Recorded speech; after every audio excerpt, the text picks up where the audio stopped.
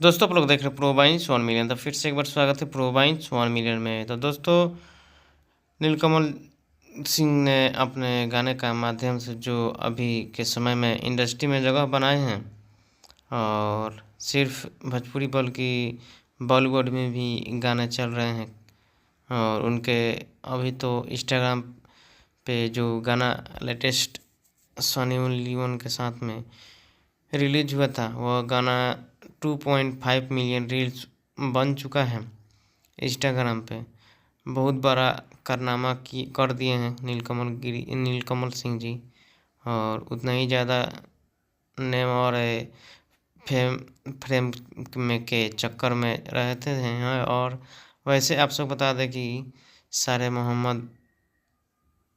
सारेगामा हम भोजपुरी पे आकांक्षा कपूर जी के साथ में उनका एक नया गाना आ रहा है और इनसे गाना है का नाम है